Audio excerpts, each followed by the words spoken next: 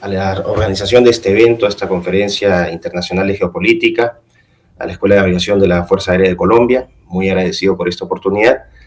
Estoy haciendo esta conferencia desde un hotel en México y les pido disculpas si es que el escenario no es el más adecuado, pero es que realmente tratamos de adaptarnos a las circunstancias. Lo que yo voy a tratar ahora tiene una visión un poco más global. Según la lista de ponentes, el diputado Víctor lo que hizo fue presentar una radiografía de la región latinoamericana. Joseph Umire y Omar Bula abordaron algo más regional y más orientado a la realidad de Colombia.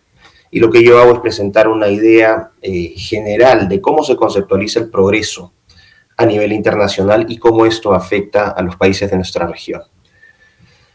Parto esta presentación haciendo una breve reseña de cómo surge esta idea de progreso, a partir de qué eventos surge esta idea de progreso. Y podemos remitirnos a las diferentes revoluciones que han ocurrido a través de la historia. Podemos hablar de una revolución cognitiva, ¿no?, cuando recién estábamos domesticándonos como especie. Finalmente pasamos a una revolución agrícola que implica ya el desarrollo inicial de las civilizaciones, el desarrollo de los ordenamientos políticos y económicos.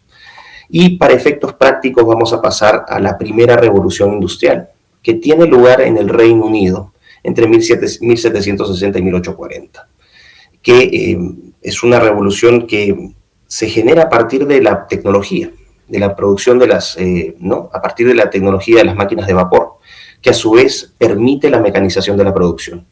Esta mecanización de la producción deriva en la generación de estas industrias textiles, sobre todo en el noroeste de Inglaterra, en Manchester. Y a partir entonces del cambio tecnológico de las máquinas de vapor, surge un nuevo modelo económico, que es el capitalismo. Lo que quiero que quede muy claro aquí es que a partir del cambio tecnológico surge un nuevo modelo económico, que es el capitalismo. Algunas décadas después, producto de las deficiencias o bondades del capitalismo, se empiezan a generar algunas consecuencias. Los marxistas, es decir, Friedrich Engels y Karl Marx, en 1848 publican el Manifiesto Comunista, en el cual denuncian las desigualdades generadas a partir del modelo capitalista. Y lo que quiero que quede claro entonces, para efectos de esta conversación y para efectos de la idea de progreso, es que tuvo que surgir un enorme cambio tecnológico. Este cambio tecnológico dio inicio a un nuevo modelo económico, que es el capitalismo, y a su vez el capitalismo derivó en nuevas filosofías políticas, entre ellas el marxismo, que es una filosofía política, aún a pesar del tiempo que ha pasado, dominante en nuestro escenario político nacional y regional. La segunda y tercera revolución industriales no son tan importantes para efectos de esta presentación. Lo que simplemente quiero resaltar de ellas es que a partir nuevamente de la tecnología se van reconfigurando las relaciones políticas y económicas de las naciones, y la idea final es que sin el cambio tecnológico no se puede entender lo que está ocurriendo hoy en el mundo. Y creo que los análisis han sido parciales en la medida en que se han restringido a lo político y a lo económico, discusiones de Estado y mercado, el balance de participación entre ambos elementos, con un fuerte elemento social y cultural, pero que ha obviado la dimensión tecnológica, que es indispensable para entender la idea de progreso, las agendas de progreso que hoy se están llevando a cabo alrededor del mundo. ¿Cómo se entiende el progreso? La idea de progreso no es una idea nueva. Se nos quiere vender la idea, principalmente a través de medios de prensa, a través de los organismos supranacionales, a partir de estados nacionales que son funcionales a esta agenda supranacional, que la idea de progreso nace en realidad con la Revolución Francesa, con este siglo de la Ilustración, donde el hombre se libera de las cadenas de la religión y finalmente asume su condición de ser racional, de un ser con una capacidad de autodeterminación. Y es a partir de esta narrativa entonces que desde el siglo XVIII a la fecha recién estamos viendo como civilización el progreso como tal. Pero esto no es cierto. En realidad la idea de progreso ya fue conceptualizada por los griegos, e incluso griegos presocráticos, aunque en esa época los griegos tenían una concepción cíclica del progreso, es decir, era un inicio y un fin. inicio y fin, y el enfoque cíclico del progreso, es decir, no había una idea de mejora, sino de ciclos. Es a San Agustín de Hipona, el gran santo cristiano, a quien le debemos el desarrollo de la idea de progreso tal como la conocemos hoy. De hecho, los racionalistas del siglo XVIII toman a San Agustín de Hipona sus concepciones de progreso, que parten principalmente de una obra que se llama La Ciudad de Dios, en el cual San Agustín de Hipona considera que el progreso es un proceso lineal y ascendente. Esto es muy importante, un proceso lineal y ascendente. Es decir, ya deja de ser cíclico y empieza a tener un contenido de progreso como lo conocemos hoy. Un progreso que nos lleva desde la ciudad de los hombres, desde la ciudad de los pecadores, hacia la ciudad de Dios. Es decir, hay una determinación, hay un norte, hay un propósito. El problema es que hoy la idea de progreso ha sido tomada y capturada y se le han agregado componentes que escapan a estos fundamentos judeo-cristianos. La idea de progreso hoy también tiene un corte utilitarista, es decir, algo significa o indica progreso en la medida que sea útil. Esto no estaría mal, el problema es que todo se reduce a un utilitarismo que es reduccionista y disolvente. Lo voy a explicar en las agendas del progreso para darle más contenido a estos conceptos. También hay una concepción materialista del progreso. Hay progreso en la medida en que podemos acumular cosas materiales. Y este concepto, en combinación con el utilitarismo, han llevado gradualmente al desplazamiento de esta dimensión trascendental del ser humano.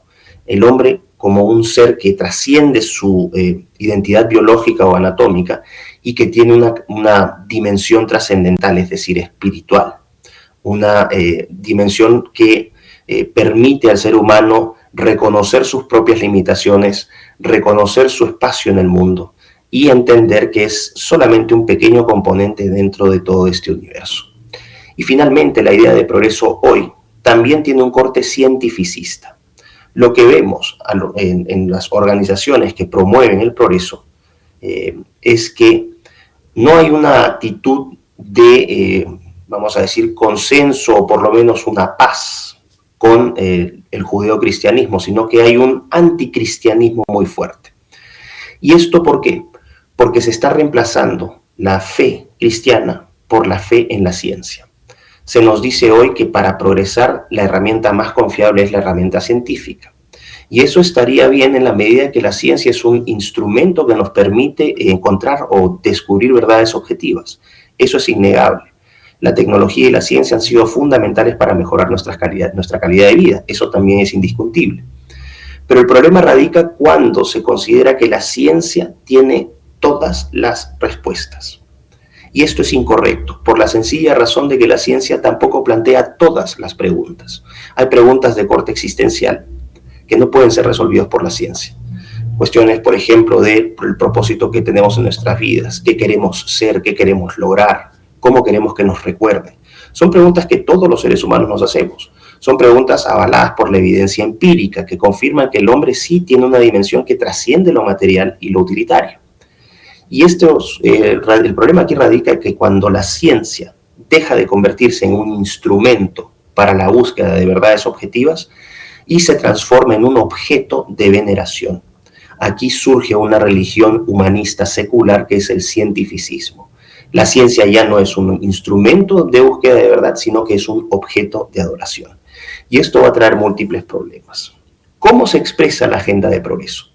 Había mencionado organismos supranacionales como las Naciones Unidas, podemos hablar de la Unión Europea, las organizaciones como el Banco Mundial, el Banco Interamericano de Desarrollo, el Fondo Monetario Internacional, es decir, organizaciones que operan a nivel de foro internacional para el encuentro de otras naciones. Por un lado tenemos a esas organizaciones, tenemos los estados nacionales, que estamos viendo cada vez pierden más autonomía y más soberanía, porque los paquetes legislativos y de políticas públicas ya vienen ensamblados a nivel estándar para todos los países del mundo. Por lo menos en Occidente esta agenda es muy clara. Y lo que estamos viendo aquí es la estandarización de las realidades nacionales en nombre de esta idea de progreso. ¿Cuáles son estas agendas del progreso? Las agendas actuales del progreso son muy conocidas, nos son recordadas diariamente. En primer lugar, la agenda del medio ambiente, que es la agenda madre. Es esta agenda que dice que el ser humano está causando un daño, una destrucción a la madre tierra y que por lo tanto tenemos que hacer algo para controlar este daño. La lógica aquí es la siguiente, y uso las palabras de un zoólogo muy reconocido inglés, que es David Attenborough, un concurrente miembro de estos foros internacionales, que señaló que los seres humanos somos una plaga y esta plaga está destruyendo a la madre tierra. ¿Qué herramienta usa la plaga para destruir a la tierra? El capitalismo. Entonces la lógica es, la plaga usa el capitalismo para destruir a la madre tierra. ¿Qué necesitamos? Un gran reseteo. Tenemos que resetear no solamente nuestros modelos económicos, es decir, el capitalismo extractivista, ¿no? Este capitalismo que surge en la primera revolución industrial. Se nos habla ahora con eufemismos, ¿no? De la economía del donut, la economía circular, la economía de la felicidad, el stakeholder economy, ¿no?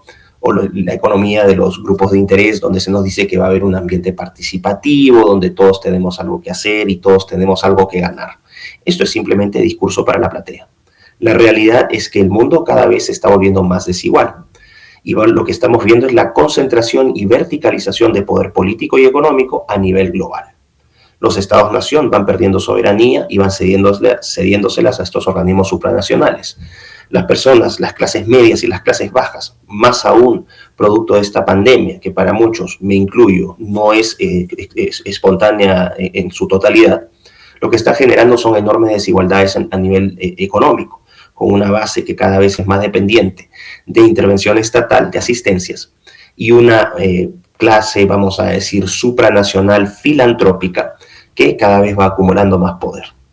Ahora, el punto aquí es el siguiente, con esta agenda del medio ambiente de la cual emanan otras agendas o subagendas que son tributarias a esta idea de que la plaga humana está destruyendo la madre tierra. ¿Qué hay que hacer con las plagas? ¿Hay que controlarlas o hay que exterminarlas? Esto es simple lógica. Y lo que vamos a ver aquí es muy curioso. Quiero que piensen solamente en términos lógicos, sin ni siquiera hacer juicios de valor. Cuando hablamos de aborto, lo que estamos haciendo es eliminar de facto a seres humanos. Lo que hace es controla que la población no aumente. Esto es lógica pura. No estoy emitiendo ningún juicio de valor. El problema del aborto es que aparte de este control demográfico, bajo este criterio malthusiano, es decir, un exceso de población para escasos recursos, el problema es que trasciende esa dimensión de control, porque lo que hace el aborto es convertir al ser humano de un sujeto de derecho a un objeto, cosificación total del ser humano, a partir de esta legalización, que se vende como un derecho y que no lo es. ¿Qué sucede con el caso del aborto? Cuando cosificamos al ser humano lo tratamos como una cosa, que podemos desechar, que podemos manipular, que podemos comprar y vender. Y quiero que piensen en estos ejemplos. El aborto en sí es desecho de un ser humano. Los experimentos con embriones de hasta 14 días de edad son manipulación con vida humana. Y cuando, por ejemplo, existen estos mercados para la fábrica de bebés, ¿no? Parejas homosexuales u heterosexuales que quisieran tener hijos, entonces simplemente van al mercado internacional y compran este producto. Si uno compra este producto de una madre subrogada en Nigeria o en Tailandia, va a tener un menor precio que si ese producto se compra en una clínica de fertilización en los Estados Unidos, por ejemplo. Es decir, aquí empieza a haber una desigualdad palpable, evidente. No requiere esto, si me piden la evidencia, por favor busquen la cantidad de tiendas o de clínicas que están vendiendo estos servicios, donde los seres humanos dejamos de ser iguales. ¿Ok? Entonces el aborto como una herramienta de control demográfico. Cuando hablamos del género, la ideología de género y la ideología y la agenda LGBT, ambas son complementarias. Lo que estamos haciendo aquí en nombre de la diversidad es estandarizar la sexualidad de los seres humanos, por increíble que parezca. ¿Qué es lo que pasa al final? Lo que estamos haciendo es promover comportamientos sexuales no heterosexuales. La ideología de género y la agenda LGBT lo que hacen es promueven comportamientos sexuales no heterosexuales. Es decir, diversidad apunta hacia eso. Y cuando se promueven comportamientos sexuales no heterosexuales, entramos a un problema de procreación. Si no hay procreación, no hay crecimiento demográfico, por lo tanto es otra forma de controlar a la población. El feminismo no es otra cosa que el control y la punición del comportamiento masculino, especialmente en lo referido a lo sexual. No se trata de empoderar a la mujer, nadie empodera a la mujer y después dice que el Estado tiene que intervenir para asignarle cuotas de género. Eso es una contradicción fundamental. Pero sí el feminismo, en nombre de este empoderamiento de la mujer, lo que hace es castigar y controlar el comportamiento masculino, principalmente lo sexual. Si es que no hay comportamiento masculino que se oriente al cortejo, que oriente a la procreación, nuevamente tenemos indirectamente control demográfico. La idea del especismo, por ejemplo, del animalismo, no se trata de elevar los derechos de los animales o la moralidad de los animales, que carecen de moralidad y carecen de derechos porque no son capaces de hacer sentido de estos conceptos. Pero lo que sí buscan es disminuir moralmente al ser humano. Y finalmente, si equiparamos a los animales con los seres humanos, abrimos la puerta para que lo que se hace con animales también pueda ser hecho por seres humanos, o sea, a seres humanos. Todo esto obviamente está enmarcado en una narrativa de inclusión, de tolerancia y de justicia social, con fuerte censura a aquellos elementos o discursos que contradigan o que cuestionen esta narrativa de felicidad del arco iris, que no es tal, porque es repudiada por la inmensa mayoría de la población. Pero el punto es esta idea de progreso lineal, ascendente, utilitarista, materialista, cientificista, bajo estas agendas: el medio ambiente, el aborto, el género, el feminismo, el LGBT, especismo, la eutanasia, que es muy similar al caso del aborto, y en esta narrativa edulcorada que se nos pretende vender. La idea aquí es la siguiente: hoy el progresismo, que es este movimiento supranacional globalista que impulsa esta narrativa, nos dice que el progreso tecnológico, que es real, que existe, que es tangible, debe ir acompañado de un progreso moral. ¿Esto qué significa? Si queremos progresar tecnológicamente, debemos acompañar ese progreso tecnológico a un progreso moral. Y ser moral hoy es ser básicamente anticristiano. ¿En qué medida explica esto? Que el cristianismo, para quienes son cristianos y no lo somos, es decir, yo no creo en Dios, pero me considero un hijo de la civilización judeocristiana, todos aquellos elementos o valores absolutos tienden a ser un problema. ¿Por qué? Porque el progreso, bajo este paraguas progresista, es relativista en esencia. ¿Qué significa esto? Que todas las verdades son relativas, son dependientes de la persona que emite esa verdad. No son dependientes necesariamente de hechos científicos. Curioso, porque ellos apelan al cientificismo, sino más a percepciones y a sentimientos. Los hechos son sometidos a las emociones y a las interpretaciones. Y ese es un terreno muy complicado, porque si todo se vuelve relativo, es imposible que podamos ponernos de acuerdo. El cristianismo lo que aportaba era eso, una base común de principios absolutos que nos permitían ubicarnos en esta complejidad y lidiar como sociedad. Cuando se rompen estos absolutos, en esta idea de progreso moral, lo que se está abriendo es el campo a la experimentación total. Entramos a un terreno completamente nuevo que puede ser redefinido, reconfigurado en su dimensión política, en su dimensión económica, pero más importante aún, y esta es la hipótesis que yo sostengo, que la agenda progresista lo que busca finalmente es redefinir y reconfigurar al ser humano, con fines de control demográfico y con fines también, es decir, este criterio malthusiano, pero también un criterio darwiniano, evolutivo. Vamos a dejar de utilizar a seres humanos para procrear a otros seres humanos y gradualmente, en esta idea de perfeccionamiento de la especie, vamos a empezar a tercerizar las actividades sexuales humanas a la tecnología. La procreación gradualmente tercerizada a la tecnología.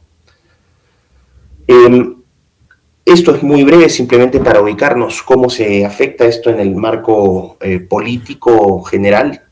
Antes o hasta el momento creo que sigue vigente esta dualidad, ¿no? Este eje político tradicional que en América Latina de izquierdas y derechas se ordena de la siguiente manera. Por un lado, a la izquierda, y esto es una generalización, simplemente con fines didácticos, a la izquierda tenemos el ensalzamiento del colectivo, de los valores de la igualdad y la justicia y el Estado. Y hacia la derecha exaltamos el individuo, la libertad y el mercado. Mientras más Estado, más colectivo y más igualdad querramos, nos vamos más hacia la izquierda y lo mismo hacia la derecha. ¿Cómo podríamos ordenar entonces este eje en América Latina?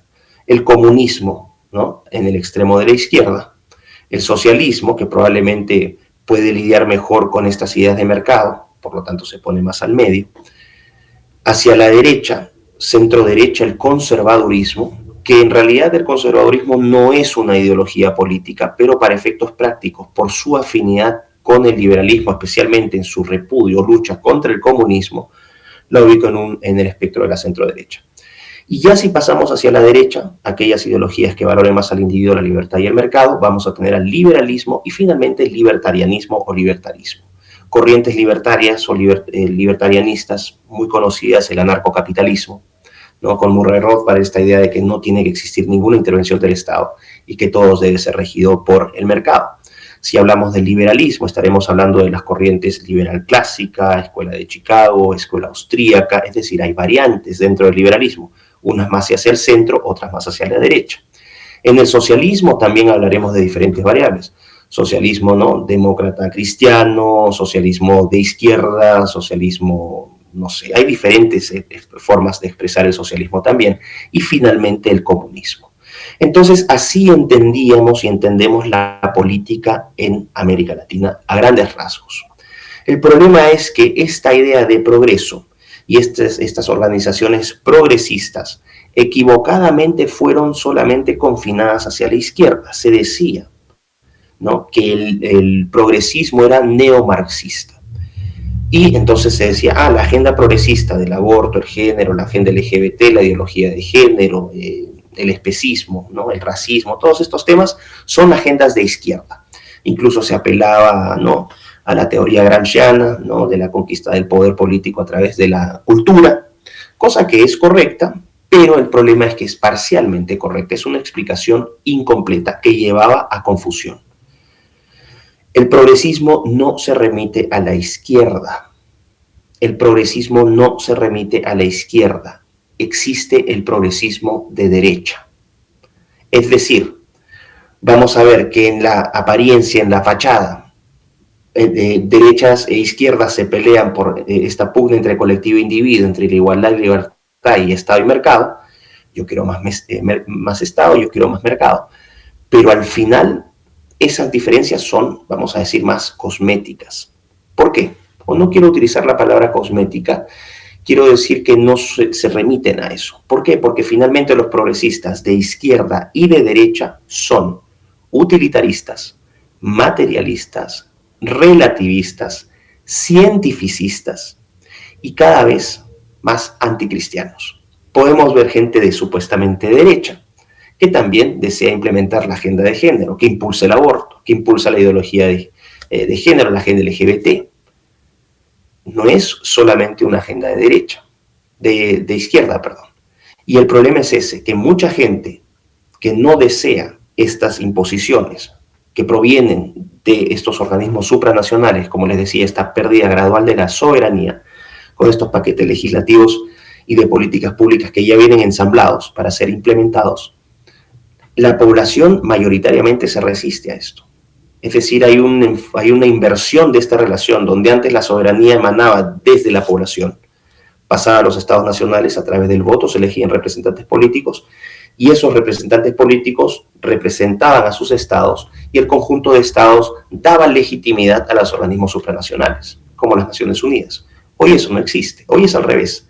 Las Naciones Unidas tienen o ejercen un control directo, ¿no?, un control, vamos a decir, informal pero real, sobre los estados nacionales, que a su vez dejan de atender las necesidades de la población para implementar las agendas que vienen del supranacionalismo globalista. Esto es absolutamente corroborable por la evidencia, es abundante. Si no piensan que estoy hablando cosas raras, simplemente ayer en México, por ejemplo, que llegué, se produjo una manifestación gigantesca en contra de la despenalización del aborto, que había sido aprobado por la Corte Suprema Mexicana. Y han sido 5 millones de mexicanos en todo el país que han salido a las calles a protestar contra eso. Cuando se trata de implementar las agendas de ideología de género en los colegios, el caso de Perú, la famosa Marcha por la Vida, o la que convoca a más de 1 millón de personas, las marchas en Argentina, en Brasil, en Ecuador, en la misma Colombia. Es decir, aunque en el caso colombiano quizás el tema del aborto no sea un tema tan candente como sí lo es en otros lugares, porque y más aún en este periodo electoral donde sé que tienen elecciones el próximo año y ahí sí continúa esta pugna entre izquierdas y derechas. Por efectos de respeto a su proceso electoral normal no voy a intervenir, no voy a dar apreciaciones sobre candidatos, tengo mis apreciaciones, pero no son relevantes para la explicación. Lo que sí es relevante es decir que la agenda progresista no es exclusiva de la izquierda. La agenda progresista es también constitutiva de esa derecha que se vende como derecha, pero que en realidad no lo es. Lo es en la medida que defiende el individuo, la libertad y el mercado, pero que termina imponiendo junto con esta izquierda las mismas agendas. Voy a dar ejemplos de otros países, ya ustedes sacarán las conclusiones para el caso colombiano, que también ya tengo mi impresión, pero gente de derecha que terminó actuando con la agenda progresista. El caso de Chile, Sebastián Piñera, muy claro, Macri en Argentina, estamos viendo, bueno, Antonio Manuel López Obrador acá en México, que es su presidente de izquierda, agenda progresista. El caso de Ecuador con Lasso, se dice que era un presidente de derecha, ya está imponiendo la agenda progresista. Es decir, es una agenda que trasciende lo económico y lo político, pero que toca algo mucho más fundamental y que quizás porque no tiene un impacto de corto plazo no se aprecia con esa misma intensidad. Pero, por ejemplo, las agendas transgénero que está imponiendo Lasso en Ecuador, la calle Pou en Uruguay, ¿no? Ustedes ya valorarán qué es lo que ha hecho el presidente Duque ahí en Colombia. En fin, entonces este eje tradicional de izquierda y derecha lleva a la confusión, porque la gente sigue asociando la agenda progresista con la izquierda, pero la agenda progresista también es de derecha. Y lo que estamos viendo es que derechas e izquierdas finalmente terminan comportándose como un todo, con diferencias aparentes, que terminan imponiendo la voluntad de organismos supranacionales sobre sus pueblos. Esto es muy importante porque esta idea de progreso en el siglo XXI implica suprimir las libertades y los intereses de los gobernados. Por lo tanto, es una idea de progreso de las élites, no de los pueblos. Esto es clave. Ahora, ¿cómo hacemos sentido de esto? El progresismo, como ya les expliqué. El progresismo en su vena también, aparte de haber sido mal definido, parcialmente definido como una ideología de centro izquierda o neomarxista o de izquierda pura, ya vimos que no lo es. El progresismo está mal definido. El progresismo es en realidad un movimiento ideológico, político, que surge en los Estados Unidos a fines del siglo XIX, que es el siglo de la fe en el progreso. Y lo que sostenían los progresistas de entonces, James Dewey, estamos hablando de Thorstein Veblen, ¿no? Personajes muy inteligentes, muy reputados, que decían que el progreso iba a ser, era un proceso de reforma gradual, ojo, un proceso de reforma gradual en lo social, en lo cultural, en lo político y en lo económico, pero un proceso mediado por tecnología. Esto es clave. El progresismo considera como principal instrumento de reforma la tecnología, no la ideología, la tecnología. Por lo tanto, cualquier análisis que se haga del progresismo, de las agendas progresistas, de sus efectos en los países, necesariamente tiene que ir o tiene que incorporar la variable tecnológica. E incorporar la variable tecnológica significa conocer qué tecnologías existen, qué pueden hacer esas tecnologías, y finalmente, cómo a nivel de legislación podemos atender las demandas que generan esas tecnologías, los impactos que generan esas tecnologías. Y ese discurso en América Latina aún no llega. Es un discurso que es indispensable. ¿Por qué? Porque hacia eso vamos. El segundo piso de la institucionalidad progresista ya no va a ser la aprobación del aborto, del género, del especismo o de estas leyes contra el racismo, el multiculturalismo. No, o la redefinición incluso de la familia. Vamos a empezar a hablar, por ejemplo, de derechos de libertad morfológica. Ojo con este concepto, libertad para experimentar con nuestros cuerpos usando, por ejemplo, ciencia y tecnología. O libertad procreativa. Estos son conceptos que probablemente algunos no hayan escuchado, pero si a eso vamos. Tercerizar la reproducción humana a la tecnología gradualmente. Generar poblaciones de aptos y no aptos para la reproducción, bajo este cuento de la diversidad.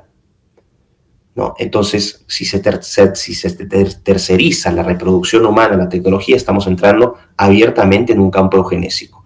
Y ya vimos cómo terminan esas experiencias. El caso del nacionalsocialismo alemán en la Segunda Guerra Mundial es quizás el más ejemplar de todos.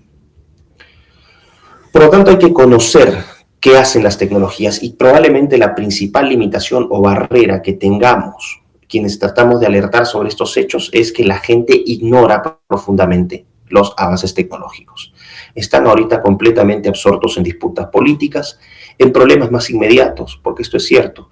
La inmensa mayoría de personas no puede pensar en estos temas porque sus necesidades son más inmediatas. ¿Qué pasa con el empleo?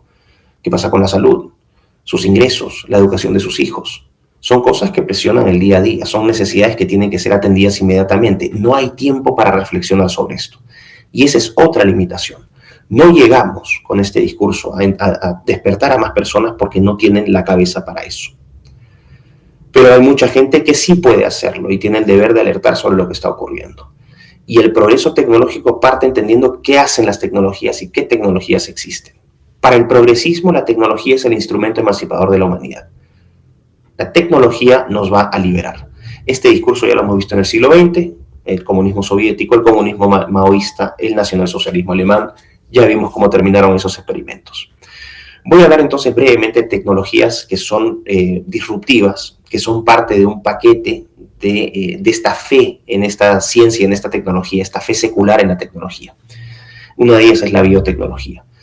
Y aquí podemos partir, ¿no?, con una potencial industria que podría llegar a la fabricación y modificación de organismos vivos, con fines comerciales. Ojo, con fines comerciales. Esta idea de que hay filantropía, de que hacemos las cosas porque amamos al mundo, esos son discursos para la platea. La realidad es que todas estas tecnologías tienen fines comerciales. ¿Okay? Y aquí estamos hablando de transgénicos, biofármacos, biocombustibles, ¿no? Por ejemplo, combustible a partir de algas. Y finalmente la técnica CRISPR, que creo que es la más disruptiva de todas. No puedo, por efectos de extensión de esta conferencia, explicarles a profundidad qué es CRISPR, pero les recomiendo fervientemente que se investiguen qué hace esta tecnología, qué es lo que hace posible. En términos muy breves, lo que permite esta tecnología es editar genes de nuestro organismo.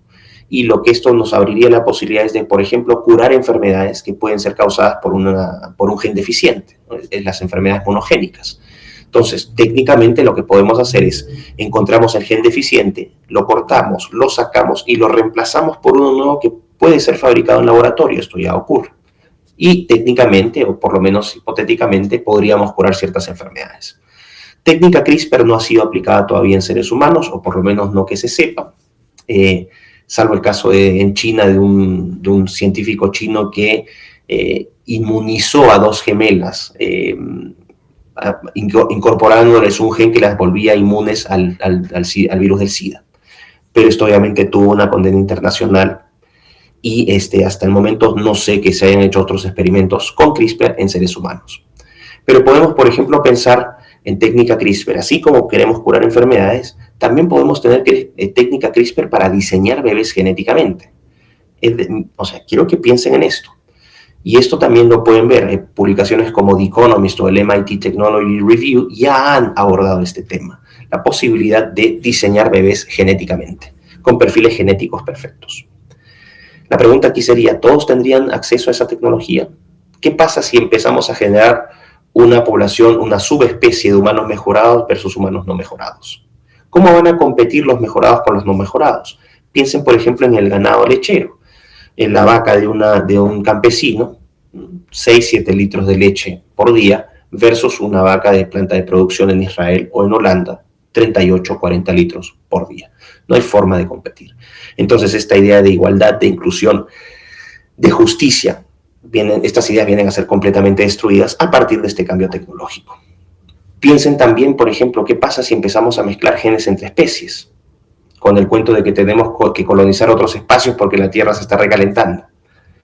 Y empezamos a pensar en colonizar el espacio, pero no estamos hechos para colonizar el espacio. Entonces, bueno, se nos puede ir modificando genéticamente para que sí podamos sobrevivir en ese espacio.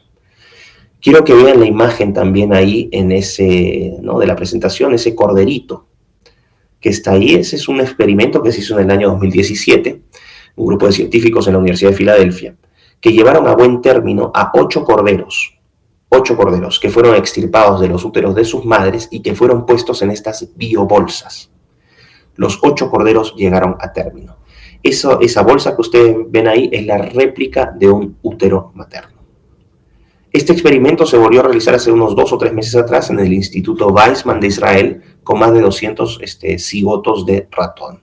Y estos ratones, desde el momento en que fueron puestos en estas biobolsas, llegaron hasta las 11 semanas de desarrollo, casi al término de su proceso de gestación. ¿Y cuál es el punto aquí? No se ha aplicado en seres humanos, pero quiero que piensen en las implicaciones de esto. Si ya no necesitamos úteros maternos y podemos generar seres humanos a partir de estas biobolsas. Pueden corroborar esta información después por su cuenta. ¿Entienden ahora entonces por qué se empieza a hablar de lenguaje inclusivo, que no es otra cosa que la preparación para este tipo de cosas? Cuando se habla de progenitor 1 y progenitor 2, o de padre 1, padre 2, o ¿no? de protectores 1 y 2. Ya no se habla, por ejemplo, de mujer gestante, que es una redundancia, sino que empezamos a hablar de personas gestantes. Hace poco nomás, hace un par de semanas, se aprobó formalmente la inclusión del emoji, que son estos dibujitos que uno usa en el celular, ¿no? Para pasarse imágenes, caritas felices, frutas, corazoncitos. Bueno, se acaba de aprobar el emoji del pregnant man, del hombre embarazado. Uno dice, ¿pero a qué apunta todo esto? Bueno, vayan ustedes atando cabos. Esa es la idea del progreso. Y para que seamos realmente amantes del progreso, nos integremos a este progreso, lo que se nos dice desde el progresismo es que progreso moral significa abandonar todo lo que nos ha identificado como seres humanos y abrazar este relativismo que tiene a la tecnología como su principal instrumento de reforma. Tenemos otra tecnología muy importante que es la inteligencia artificial, que es la imitación o replicación de inteligencia humana por máquinas. Estas máquinas hacen uso de algoritmos y los algoritmos son modelos estadísticos que pueden procesar una enorme cantidad de información para tomar decisiones. Obviamente hay muchísimos más aspectos técnicos que no voy a tratar aquí, los trato en otros espacios, pero quiero que piensen en lo siguiente. Hoy estas computadoras, estas máquinas toman decisiones triviales, toman decisiones que no son importantes. Por ejemplo, si uno se mete a Netflix y va a ver la selección de películas que nos recomienda Netflix, esa recomendación está basada en el uso de cada uno, en las preferencias de cada uno. Entonces Netflix calcula, bueno, si le gustó esta película, le van a gustar esta y esta, y ¡pum!, las pone. Hasta ahí uno diría, bueno, no hay problema. Pero ¿qué pasa si los algoritmos empiezan a tomar mucho más poder y empiezan a desarrollarse aplicaciones que sí puedan tomar decisiones más importantes? Pensemos en un aspecto hipotético de ciencia ficción. ¿Qué pasaría si llega un punto donde los algoritmos empiezan a tomar decisiones económicas por nosotros? Donde ya no es necesario que existan mercados, porque los mercados finalmente son la respuesta más imperfecta a la imposibilidad de lidiar con volúmenes interminables de información y los límites cognitivos que tenemos para procesar esta información. Entonces, algoritmos que empiezan a decidir por nosotros en nuestras decisiones económicas o en nuestras decisiones políticas. Nuevamente, en nombre de la idea del progreso. No estoy en contra del progreso, que quiero decir esto que quede muy claro. El progreso me parece fantástico, la tecnología me parece fantástica. Pero me parece fantástica en la medida en que la tecnología sirve al ser humano y no al revés. Y en esta idea de progreso actual estamos invirtiendo esa relación. Ya no es una tecnología que necesariamente o solamente sirve al ser humano, sino que el ser humano también puede ser un conejillo de indias para la aplicación de ciertas tecnologías. Y aquí en los algoritmos, entonces, podemos pensar que diferentes tecnologías de inteligencia artificial, automóviles autónomos, reconocimiento facial, procesamiento del lenguaje natural, drones, fintech o financial technology, ¿no? Algoritmos que pueden comprar y vender acciones con absoluta independencia del trader. Pasamos a otra tecnología importante que es la nanotecnología, manipulación de átomos y moléculas para la creación de productos a escala. Muy importante. Esto está todavía en una etapa de desarrollo temprano.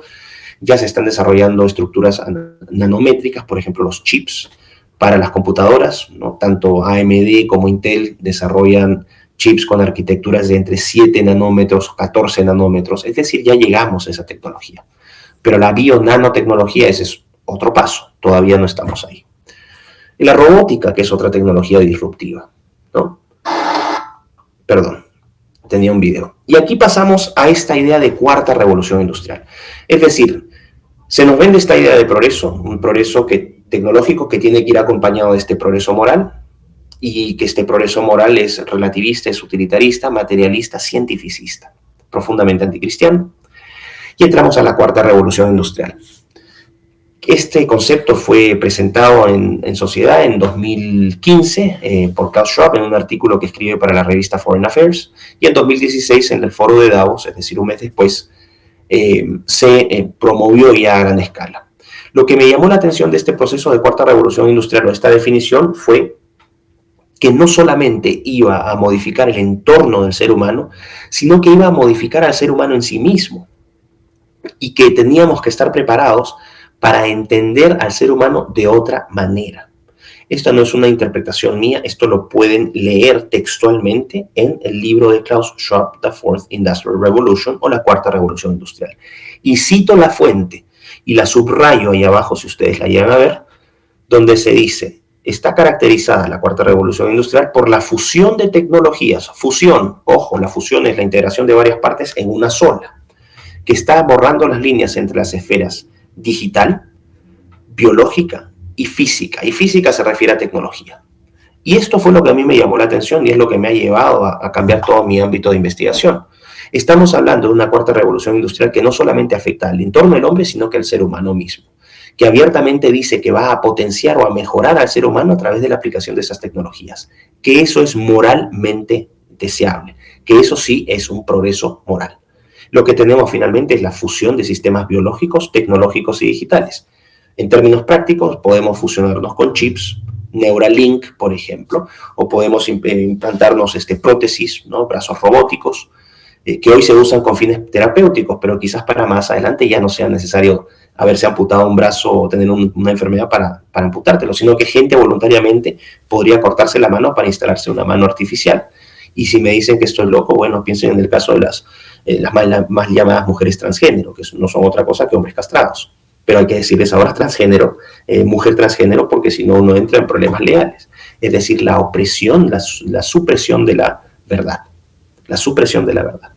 Entonces, fusión de sistemas biológicos, tecnológicos y digitales. Y después toda esta nueva integración, vamos a pensar en términos de ciencia ficción, una especie de cyborgs en términos de ciencia ficción, que están integrados a la nube, donde podemos subir y bajar pensamientos, compartir archivos, ¿no? Y todo a partir de esta nueva integración, donde ya no seríamos seres humanos, sino seríamos seres de otro tipo, quizás seres transhumanos.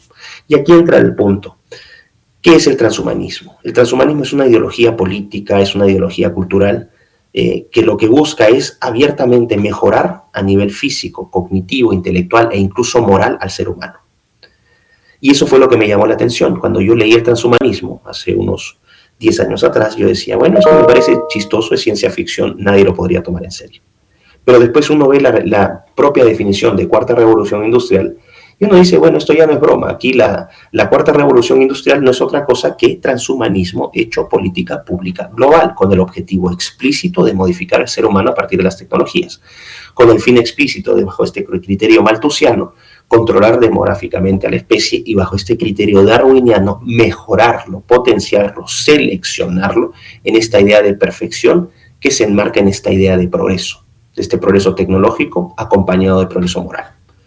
¿A qué apunta el transhumanismo? 3 objetivos: superlongevidad. Los transhumanistas dicen que tenemos que apelar a la inmortalidad, que la tecnología va a ser posible, por ejemplo, eso a través de la manipulación genética o la inversión de los procesos de envejecimiento de las células, o por ejemplo el agrandamiento o engrosamiento de los telómeros de los cromosomas, etc. Superinteligencia. Los transhumanistas sostienen que somos unas bacterias, básicamente, que estamos en un proceso muy temprano de la evolución humana y que la tecnología nos va a llevar a convertirnos en seres superinteligentes, ¿no? Y aquí entramos al reino de la data y la información. Podrán entonces empezar a articular ideas de por qué se está levantando toda nuestra información, no solamente en los celulares, sino que ahora a través de esta excusa de la pandemia, levantarnos información genética, ¿no? Con estas pruebas PCR, las pruebas de antígenos. Al final lo que hay es un perfilamiento genético, clarísimo. Y finalmente se dice que de nada sirve sirve vivir para siempre o mucho tiempo y tener una superinteligencia si no tenemos una calidad de vida. Pero aquí la calidad de vida no está relacionada a una vida de virtud, de servicio, de sacrificio, de entrega, de esfuerzo. No, la vida va a ser valiosa en la medida en que sea placentera. El proponente de este postulado de superbienestar es el filósofo británico David Pearce. Y David Pearce sostiene abiertamente que es un imperativo hedonista. Es un imperativo hedonista mejorarnos genéticamente para vivir una vida orientada al placer. Empiezan entonces a ver cómo están orientándose las nuevas generaciones hacia esa vía de placer, donde no hay consecuencias por los actos que ellos realizan. Claro que los hay, no son evidentes, son los que estoy mencionando, pero se vende esta idea de que el joven puede hacer absolutamente lo que se le dé la gana. Embarazaste a alguien o quedaste embarazada, no te preocupes, es un desecho, es una cosa, puedes votarlo. Al final es tu placer, es tu bienestar, es tu utilidad. Y vamos armando poco a poco este rompecabezas. Finalmente la idea es, bajo este criterio, bajo esta ideología transhumanista que se ha convertido en política pública global a través de la cuarta revolución industrial, lo pueden corroborar ustedes, viendo las fuentes, leyéndolas. Lo que se busca es una transición del Homo sapiens al Homo Deus. Un hombre totalmente liberado de creencias, un hombre que es dueño de su propio destino, que puede decidir hacia dónde va. Ya no va a depender de la evolución darwiniana, que no tiene un propósito, que no tiene un fin. No, el ser humano le va a dar ese fin, va a buscar ese ideal de perfección y tendrá que ajustar a los especímenes. Aquellos que no se ajusten, bueno, no hay problema, serán eliminados. Estamos en un criterio utilitarista y eso ya ocurre. Por lo tanto, si ven en la diapositiva superior, lo que estamos viendo es el eje político tradicional en América Latina de izquierda a derecha. El progresismo que lo abarca todo, que no solamente es de izquierda, sino que también se abarca a la derecha. Y un nuevo punto de enlace, una nueva dicotomía. Aquí lo importante ya no es lo económico y lo político. Ojo con esto, aquí ya lo importante no es lo económico y lo político. Aquí lo importante es qué queremos o cómo queremos concebir al ser humano. Por un lado, vamos a tener aquellos que dicen que la tecnología sí debe ser usada en el ser humano con fines terapéuticos. Mi caso. Yo digo sí, una tecnología que sirva al ser humano, una tecnología con fines terapéuticos, me parece fantástica. Otros van a decir, no, la tecnología no solamente puede ser usada con fines terapéuticos, sino puede ser usada para mejorarnos. Aquí entramos a otro aspecto. Entonces, hay dos ejes. Un eje tecnofóbico, ajeno, contrario, que rechaza la tecnología, y un eje tecnofílico, aquel que aprueba el uso de estas tecnologías. Ya no es mercado, individuo, libertad, versus Estado, colectivo, igualdad, justicia, sino es tecnología a favor o tecnología en contra del mejoramiento del ser humano. Finalmente, la pugna es una pugna de carácter antropológico. Por un lado están quienes quieren redefinir y reconfigurar al ser humano bajo este nombre, esta idea de progreso, bajo el manto del progresismo, tanto de izquierda como de derecha. Y por otro lado, habemos otras personas que decimos, tecnología sí, ciencia sí, pero que estén al servicio del ser humano sin modificar su esencia. Es decir, mantener al Homo sapiens. Esta es la gran pugna del siglo XXI. No son los modelos políticos o económicos exclusivamente y de manera primaria, sino es esta concepción del ser humano. Aquellos que defendemos al Homo sapiens versus aquellos que buscan modificarlo. Con todas las cosas terribles que podrían aparecer ahí, ¿no? Cuestiones eugenésicas, cuestiones de injusticias, de arbitrariedades, la destrucción de la especie propia, ¿no? Porque al final, claro, empezamos de a poquitos, pero finalmente se pueden generar efectos mariposa y cambios que se hayan hecho a través de la tecnología en la naturaleza del ser humano que puedan ser de carácter irreversible. Estamos experimentando con lo más valioso que tenemos, que somos nosotros mismos. Y entro entonces a este eje nuevo, ¿no?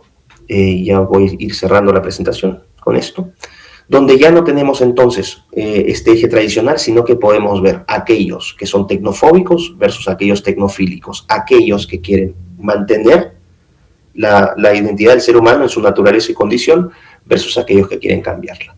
Y solamente para efectos explicativos, o sea, de presentación, hacia el lado de la derecha, vamos a decir, de esta nueva derecha tecnofóbica, entre comillas, tenemos a los tecnonegacionistas. Aquí podríamos incluir a los anarcoprimitivistas o neoluditas.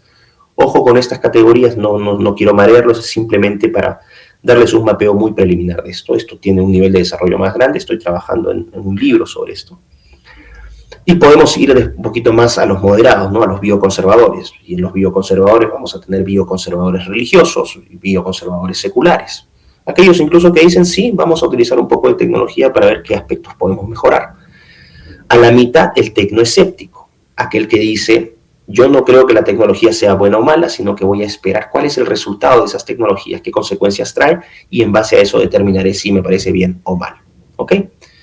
Pasamos del medio y entramos a los bioprogresistas. Y los bioprogresistas se diferencian de los bioconservadores porque aprueban el aborto, pero están en contra de la manipulación del ser humano. Y esto lo quiero graficar muy claramente para que vean que este eje izquierda y derecha ya no sirve. Dentro del bioprogresismo, es decir, gente que está a favor del uso de la tecnología sin modificar al ser humano, pero que aprueban el aborto. Eso los diferencia de los bioconservadores. El bioconservador sostiene lo mismo que el bioprogresista, pero el bioconservador dice el aborto no va, porque significa la cosificación del ser humano. El bioprogresista dice sí, el aborto sí va, porque es un tema de derechos. Creo yo personalmente que los bioprogresistas están equivocados, porque al validar el aborto lo que hacen es aprueban la total cosificación del ser humano. Dentro de este bioprogresismo van a encontrar a personajes como Francis Fukuyama, un demócrata liberal estadounidense, y a Jürgen Habermas, un representante de la Escuela de Frankfurt. Los dos son bioprogresistas. Ven entonces que esta idea, este eje ya de izquierdas y derechas, se vuelve irrelevante, porque el término, la disputa ya no es sobre modelos económicos y políticos necesariamente, sino sobre modelos antropológicos. Y finalmente, aquellos que dicen vamos a utilizar tecnología para modificarnos, incluso aspirar a estos tres postulados, están los transhumanistas. Como les dije, esto es una cuestión muy preliminar, muy general, es simplemente para ubicarlos, qué tipo de avances se ha hecho en este trabajo. Pero lo que quiero sostener aquí es lo siguiente, y con esto voy a cerrar mi participación. Y resumo.